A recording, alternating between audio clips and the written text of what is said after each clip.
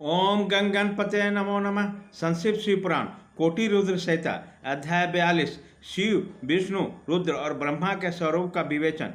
ऋषियों ने पूछा, शिव कौन है, विष्णु कौन है, रुद्र कौन है और ब्रह्मा कौन है? इन सब में निर्गुण कौन है? हमारे इस संदेह का आप निवारण कीजिए। सूत जी ने कहा, वेद और वेदांत के विद्वान ऐसा मानते हैं कि निर्गुण परमात्मा सर्वप्रथम जो सगुण रूप में प्रकट हुए उसी का नाम शिव है। शिव से पुरुष सहित प्रकृति उत्पन्न हुई है। उन दोनों ने मूल स्थान के भीतर जल के भीतर तप किया। वह स्थान पंचक्रोशी काशी के नाम से विख्यात है, जो भगवान शिव को अत्यंत प्रिय है। यह जल संपूर्ण विश्व में व्याप्त था। उस जल का आश्रय ले जोग माया से युक्त श्रीहरि वहाँ सोए। नर आदि जल को अयन निवास स्थान बनाने के कारण फिर नारायण के नाम से प्रसिद्ध हो गए और प्रकृति नारायणी कहलाई। नारायण के नाभि कमल पे जिनकी उत्पत्ति हुई वो ब्रह्मा का है। ब्रह्मा ने तपस्या करके जिनका साक्षात्कार किया उन्हें विष्णु कहा गया है। ब्रह्मा और विष्णु के विवाद को शांत करने के लिए निर्गुण शिव ने जो रूप प्रकट किया उसका नाम महादेव है। उन्होंने कहा, मैं शंभु ब्रह्मा जी के ललाट से प्रकट होऊंगा।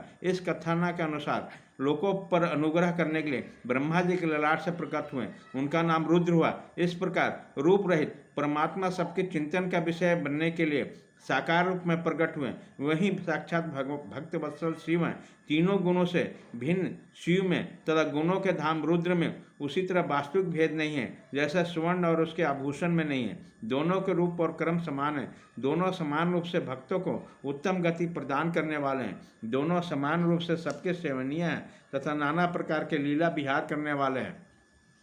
भयानक पराक्रमी रुद्र सर्वथा शिव रूप ही हैं। वह भक्तों के कार्य की सिद्धि के निमित्त विष्णु और ब्रह्मा जी की सहायता के लिए प्रकट हुए हैं, अथवा अन्य जो देवता जिस क्रम से प्रकट हुए उसी क्रम से लय को प्राप्त होते हैं। परंतु रुद्रदेव उस तरह लीन नहीं होते। उनमें साक्षात शिव में ही लय होता है। यह प्राकृतिक प्राणी रुद्र में ही मिलकर लय को प्राप्त होते हैं, परंतु रुद्र इसमें मिलकर लय को नहीं प्राप्त होते। यह भगवती ऋतु का उपदेश है। सब लोग रुद्र का भजन करते हैं, किंतु रुद्र किसी का भजन नहीं करते। वे भक्त वत्सल होने के कारण कभी कभी अपने आप भक्तजनों की चिंतन कर लेते हैं। जो दूसरे देवताओं के भजन करते हैं वो उसी में लीन होते हैं, इसलिए वह दीर्घकाल होने के बाद रुद्र में लीन होने का अवसर पाते हैं। जो कोई रुद्र के भक्त हैं वह तत्काल शिव हो जाते हैं, अतः उनके लिए दूसरे की अपेक्षा नहीं। यह सनातन ऋतु का संदेश है। दीजो, अज्ञान अनेक प्रकार का होता है, परंतु विज्ञान का ही एक स्वरूप है। यह अनेक प्रकार का नहीं होता। तुमको समझने के प्रकार मैं बताऊंगा, तुम लोग आदरपूर्वक सुनो। ब्रह्मा से लेकर तीन पर्यंत तक जो कुछ भी यहाँ देखा जाता वह सब शिवरूप ही है। उसमें नानत्व की कल्पना मिथ्या है। सृष्टि के पूर्व भी शिव की सत्ता बताई गई है। सृष्टि के मध्य में भी शिव रह रहा है और सृष्टि के अंत में भी शिव रहते हैं, और जब सब कुछ शून्य में परिणत हो जाता है उसी समय शिव की सत्ता ही रहती है। अतः मुनीश्वरों, शिव को चतुर्गुण कहा गया है। वह शिव शक्तिमान होने के कारण सगुण जानने योग्य है। इस प्रकार सगुण और निर्गुण के भेद दो प्रकार है। जिन शिव ने ही भगवान विष्णु को संपूर्ण सनातन वेद, अनेक वर्ण, अनेक मात्रा तथा अपने ध्यान एवं पूजन दिए हैं, वे ही संपूर्ण विद्याओं के ईश्वर हैं, ऐसी सनातन श्रुति है। अतः शंभु को वेदों को प्रकाट्य करता तथा वेदपति कहा गया है। वह सब पर अनुग्रह करने वाली भगवान शंकर है।